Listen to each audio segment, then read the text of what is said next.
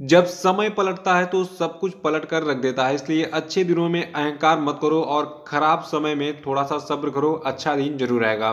नमस्कार दोस्तों, आज के वीडियो में डिस्कस करेंगे हम 5 जनवरी के करंट अफेयर पे और आज के वीडियो में टोटल हम 10 मोस्ट इंपॉर्टेंट करंट अफेयर करेंगे और साथ में इनसे जुड़े जितने भी स्पेशल फैक्ट हैं उन पर पूरे डिटेल में चर्चा करेंगे।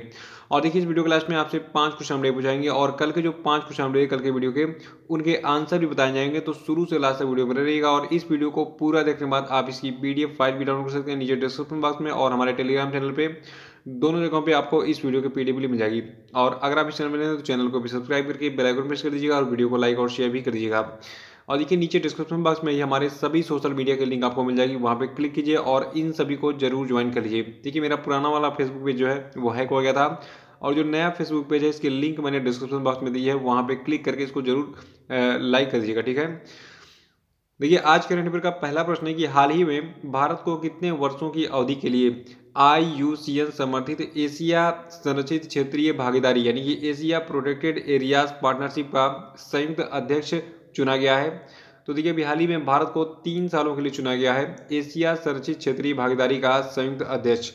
और देखिए, जो भारत है ये इस पद पर यानी कि एशिया संरक्षित क्षेत्रीय भागीदारी के संयुक्त अध्यक्ष पद पर जो है दक्षिण कोरिया का स्थान लेगा। देखिए, दक्षिण कोरिया जो इसका 3 साल का जो कार्यकाल था ये नवंबर 2020 में समाप्त हो गया था और इसके बाद फिर से जो है भारत को 3 सालों के लिए चुना गया एशिया संरक्षित क्षेत्रीय भागीदारी के संयुक्त अध्यक्ष पद पर यानी कि सह अध्यक्ष पद पर। देखिए, जो आपका संयुक्त अध्यक्ष यानी कि सह अध्यक्ष का ये पद होता है एशिया संरक्षित क्षेत्रीय भागीदारी में, इसमें जो है काम क्या होता है। देखिए, अब भारत क्या करेगा, इस पद पर रहते हुए अपने संरक्षित क्षेत्रों के प्रबंधन में अन्य एशियाई देशों की सहायता करने के लिए उत्तरदायी होगा।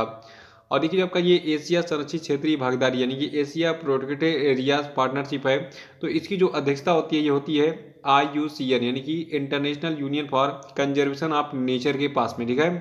तो दो चीज़ यहाँ पे जो है ध्यान दीजिएगा कि जो आपका ये एशिया संरक्षित क्षेत्रीय भागीदारी है यानी कि एशिया प्रोटेक्टेड एरियाज पार्टनरशिप है, इसका अध्यक्ष कौन होता है, इसका अध्यक्ष होता है IUCN और इसका जो सह अध्यक्ष होता है ये हर 3 साल में बदल जाता है।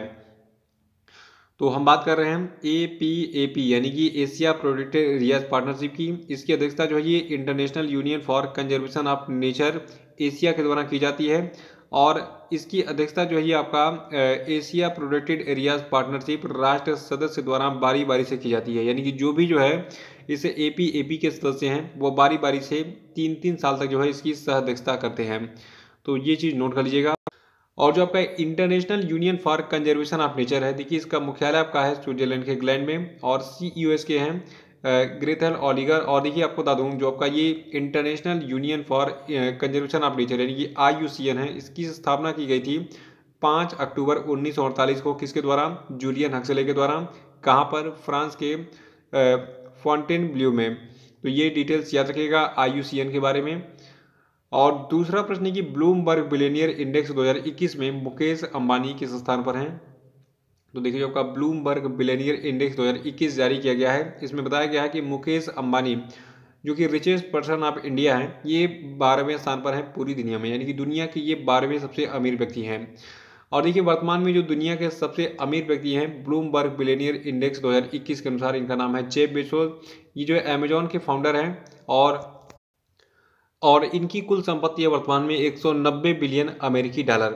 और दुनिया के जो दूसरे सबसे अमीर व्यक्ति इनका नाम है एलोन आर मस्क और इनकी वर्तमान में कुल संपत्ति है 170 बिलियन अमेरिकी डॉलर। और दुनिया के तीसरे सबसे जो अमीर व्यक्ति इनका नाम है बिल गेट्स, इनकी वर्तमान में संपत्ति है 132 बिलियन अमेरिकी डॉलर। तो इस दुनिया के ये 3 सबसे अमीर व्यक्ति हैं Jeff Bezos, Elon R Musk और बिल गेट्स। और दुनिया के जो 12वें सबसे अमीर व्यक्ति इनका क्या नाम है, इनका नाम है मुकेश अंबानी। मुकेश अंबानी भारत के सबसे अमीर व्यक्ति हैं, याद रखिएगा। और ये दूसरे मतलब एशिया के दूसरे सबसे अमीर व्यक्ति हैं। वर्तमान में एशिया के सबसे अमीर व्यक्ति कौन है इनका नाम मैं आपको बता देता हूँ क्योंकि पिछले वीडियो में मैंने बताया था, फिर से रिवाइज करा दूँ आपको। देखिए, सबसे पहले हम अंबानी की बात करते हैं। काफ़ी चर्चा में रहते हैं, काफ़ी गालियाँ भी सुनता है आदमी, काफ़ी चैरिटी भी करता है। मतलब अभी देखिए, कोरोना काल में इसने बहुत सारी चैरिटी की, बहुत सारे लोगों को मुफ्त में ट्रीटमेंट वगैरह प्रोवाइड कराया। देखिए, मुकेश अंबानी की संपत्ति जो है ये जनवरी 2020 में थी 90 बिलियन अमेरिकी डॉलर और इसमें कुछ गिरावट हुई पूरे 1 साल के दौरान। इसमें गिरावट कितनी हुई, 6.62 लाख करोड़ रुपए की और ये घटकर हो गई है अब 2021 में यानी कि जनवरी 2021 में 76.7 बिलियन अमेरिकी डॉलर यानी कि लगभग 5.6 लाख करोड़ रुपए। तो अभी वर्तमान में इनकी संपत्ति कितनी हो गई मुकेश अंबानी की? 76.7 बिलियन अमेरिकी डॉलर, और रुपए में कितना है? 5.6 लाख करोड़ रुपए। ठीक है, देखिए जो आपके मुकेश अंबानी हैं इनकी जो कुल संपत्ति है इसमें ये गिरावट हुई है रिलायंस इंडस्ट्री लिमिटेड के शेयरों में गिरावट के कारण। तो ये आंकड़ा नोट कर लीजिएगा, ये आंकड़े जो घुमा फिरा कर एग्जाम में पूछे जाते हैं, तो इसलिए मैंने पिछला और वर्तमान का दोनों कंपैरिजन कर दिया। जनवरी 2020 में मुकेश अंबानी की संपत्ति कितनी थी? 90 बिलियन अमेरिकी डॉलर, और जनवरी 2021 में इनकी संपत्ति कितनी हुई घटकर? 76.7 बिलियन अमेरिकी डॉलर। देखिए वर्तमान में हमने बात किया कि एशिया के जो सबसे अमीर व्यक्ति हैं ये कौन है, तो देखिए इनका नाम है जोंग शानसान। ठीक है, ये चाइना से बिलोंग करते हैं और ये जो है लोन वुल्फ के नाम से प्रसिद्ध हैं पूरी दुनिया में। और इन्होंने अंबानी के एशिया के सबसे अमीर व्यक्ति के रूप में जो है अभी हाल ही में जगह ली है। ये इस उपलब्धि को हासिल करने वाले इतिहास के सबसे तेज व्यक्तियों में एक है। ठीक है, यानी कि बहुत तेजी से ये अमीर व्यक्ति बने हैं। कौन? Lone wolf. पहले कंपटीशन किसके बीच में होता था? जैक मा के बीच में और जबकि मुकेश अंबानी के बीच में। तो पिछले साल हमने देखा बहुत बार हेरफेर हुआ। जो आपके अलीबाबा कंपनी के, देखिए अलीबाबा चीन की कंपनी है और चीन के ये कहें उद्योगपति जैक मा। ठीक है, तो उनमें और मुकेश अंबानी में पहले कंपटीशन रहता था, लेकिन अभी देखिए चीन के एक और उद्योगपति का नाम सामने आ गया जिनका नाम है जोंग शानसान। ये कौन हो गए हैं?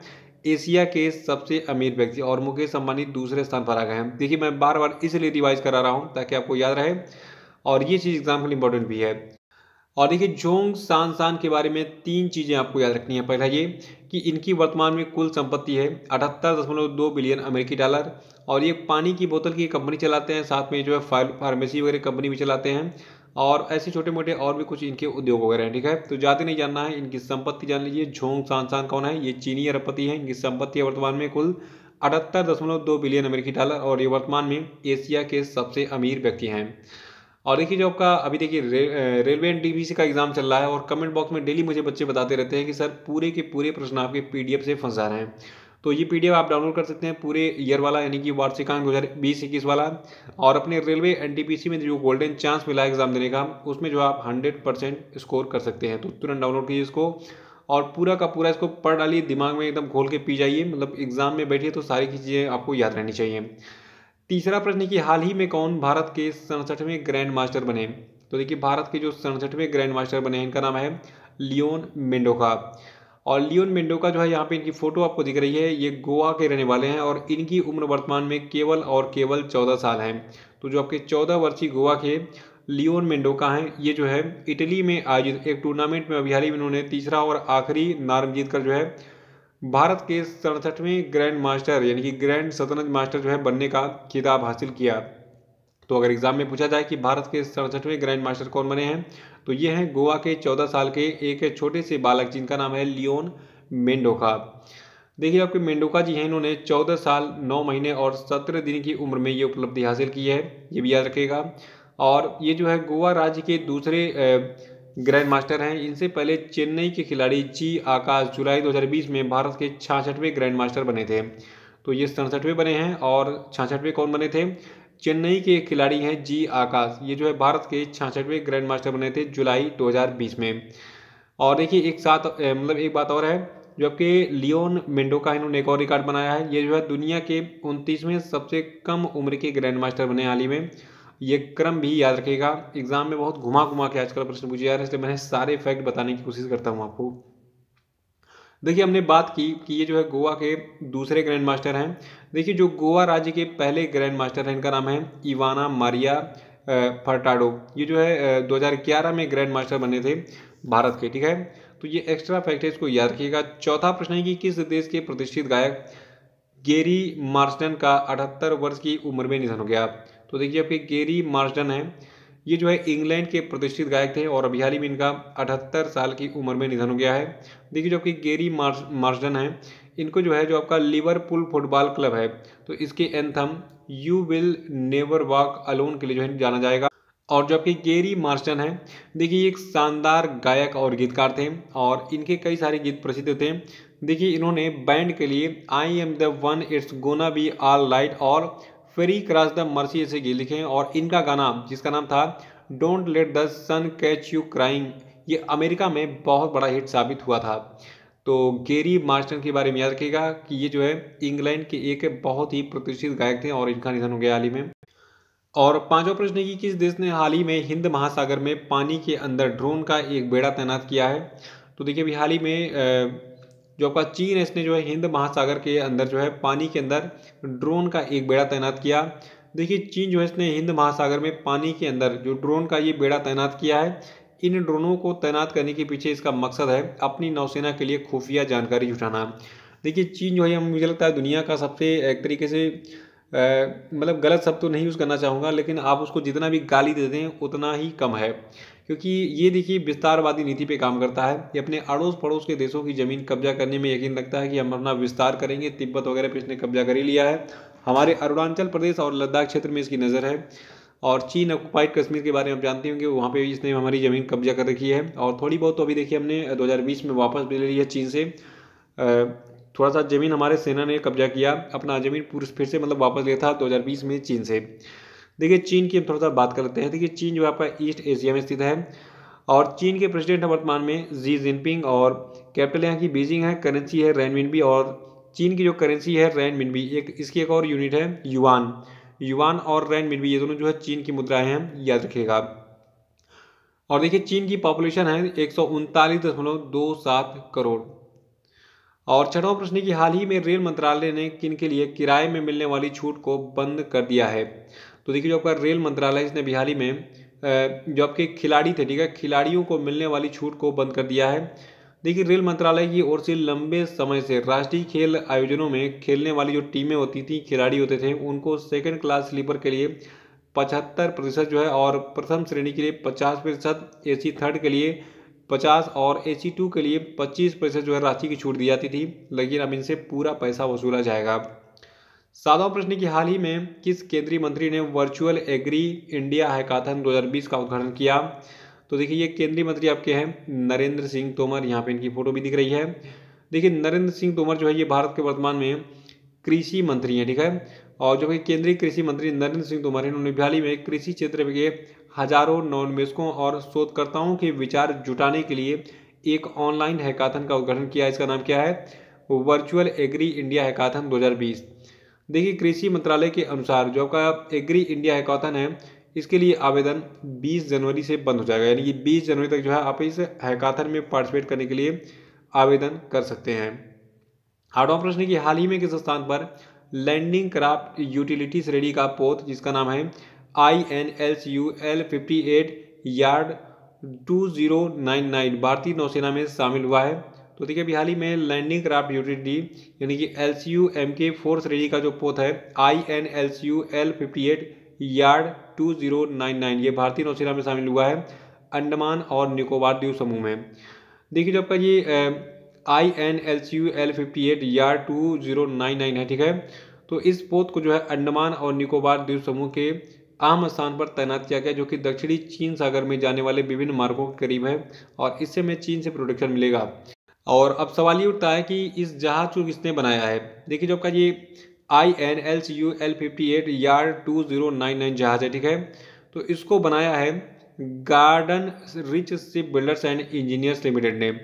और देखिए आपको बता दूं जो ये जो आपका INLCUL-58 है, ठीक है, ये जो है LCU श्रृंखला का यानी कि जो आपका लैंडिंग क्राफ्ट यूटिलिटी श्रृंखला का जो है ये अंतिम जहाज है, ठीक है, जिसको अभी हाल ही में अंडमान और निकोबार द्वीप समूह में तैनात किया गया है।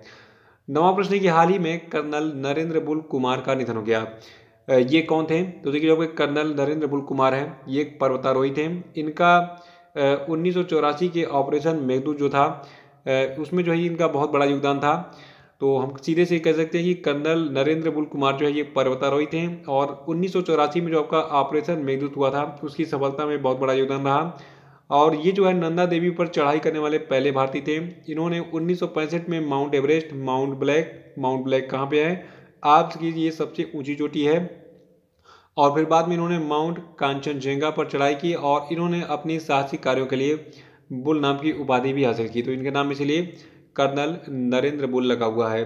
तो इनका निधन हो गया है। देखिए इनको जो है कीर्ति चक्र, पद्मश्री, अर्जुन पुरस्कार और मैक्ग्रेगर पदक से भी सम्मानित किया गया था।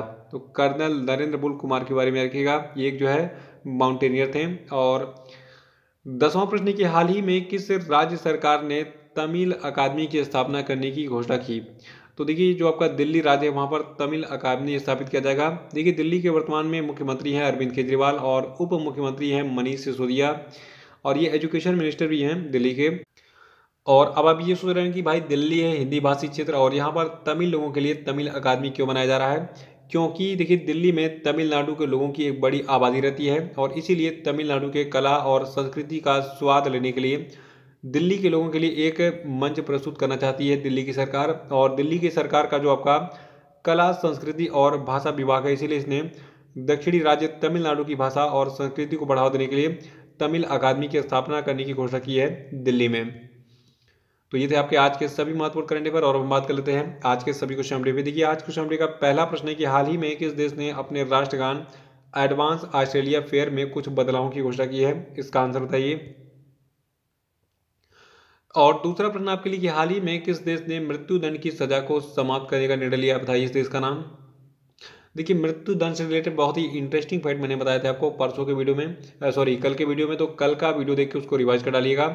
तीसरा प्रश्न आपके लिए कि पेट्रोलियम और प्राकृतिक गैस मंत्रालय की घोषणा के अनुसार कोविड-19 संकट के दौरान प्रधानमंत्री उज्ज्वला योजना के तहत कितने करोड़ से अधिक मुफ्त सिलेंडर प्रदान किए गए, बताइए।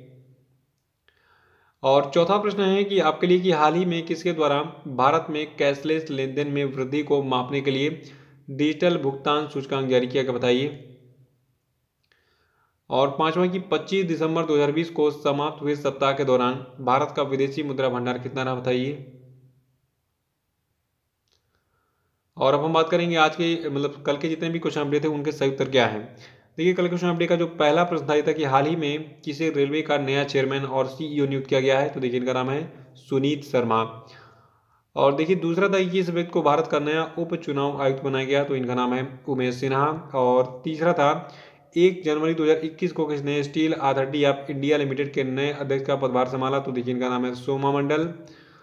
और चौथा था कि किस संस्थान ने 1 जनवरी 2021 को अपना 63वां स्थापना दिवस मनाया, तो देखिए संस्थान आपका defence research and development organisation यानी कि DRDO है।